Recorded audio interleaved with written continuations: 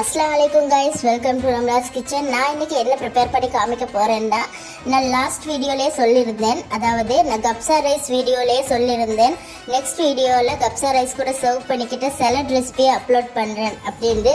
So அந்த salad ரெசிபியை தான் நான் இன்றைக்கி ப்ரிப்பேர் பண்ணி காமிக்க போகிறேன். அதுக்கு தேவையான இன்க்ரீடியன்ஸ் பார்த்தீங்கன்னா, நான் ஒரு green apple, red apple, 2 tomato, ஒரு கியூக்கம்பர், 2 கேரட், ஒரு பெல் பெப்பர் எடுத்துக்கிட்டேன். நீங்கள் இது கூட பொமக்ரேனட், பைனாப்பிள், இந்த மாதிரி ஒரு சாலடுக்கு சூட்டபிளான வெஜிடபிள்ஸ் அண்ட் ஃப்ரூட்ஸ் உங்கள் விருப்பப்படி நீங்கள் சேர்த்துக்கலாம். ஃபர்ஸ்ட்டு நாம் என்ன பண்ணணும்னா, இதை நல்லா வாஷ் பண்ணிவிட்டு நம்ம குட்டியாக கட் பண்ணி எடுத்துக்கணும். ஸோ நான் இதை கட் பண்ணி எடுத்துகிட்டு வரேன்.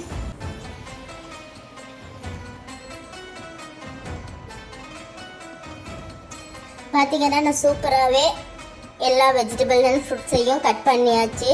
பாருங்கள், red apple, carrot, green apple, bell pepper, cucumber, tomato எல்லாத்தையுமே சூப்பராகவே குட்டியாக கட் பண்ணி அழகாக அசம்பிள் பண்ணியாச்சு.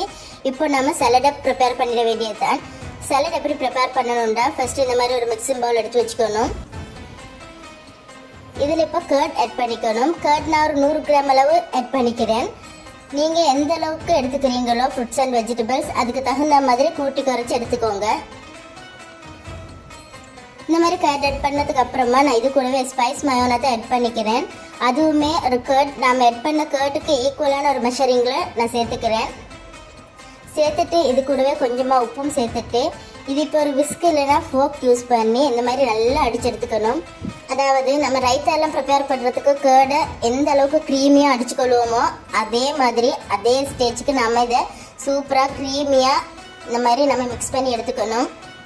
பார்த்தீங்கன்னா நான் சூப்பராகவே மிக்ஸ் பண்ணியாச்சு. இப்போ இது கூட நம்ம கட் பண்ணி வச்சிருக்கிற ஃப்ரூட்ஸ் அண்ட் வெஜிடபிள்ஸை இந்த மாதிரி 1 by 1 சேர்த்துக்கணும்.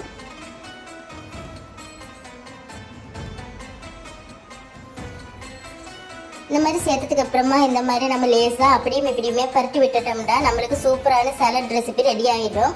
அதாவது இந்த ஸ்டேஜில் நீங்கள் சேர்த்துக்கிட்ட உப்பு எல்லாம் கரெக்டாக இருக்கா அப்படின்றத செக் பண்ணிக்கோங்க. அது கூடவே உங்களுக்கு இதில் இருக்கிற புளிப்பு தன்மை பத்தல, இது கூட கொஞ்சமாக லெமன் ஜூஸ் ஆட் பண்ணிக்கிட்டா நல்லா இருக்கும் அப்படின்னு ஃபீல் பண்ணீங்கன்னா தாராளமாக லெமன் ஜூஸ் கூட ஆட் பண்ணிக்கலாம். இப்போ பார்த்தீங்கன்னா நான் இதை இந்த மாதிரி கப்சா ரைஸ் கூட தான் சர்வ் பண்ணிக்கிட்டேன். அதை நீங்கள் லாஸ்ட் வீடியோவில் பார்த்துருப்பீங்க. இது வரைக்கும் கப்சா வீடியோ பார்க்காதவங்க கண்டிப்பாக போய் பார்த்து அதையுமே ட்ரை பண்ணி பாருங்கள். பிடிச்சிருந்தா லைக் பண்ணுங்கள், சப்ஸ்கிரைப் பண்ணுங்கள்.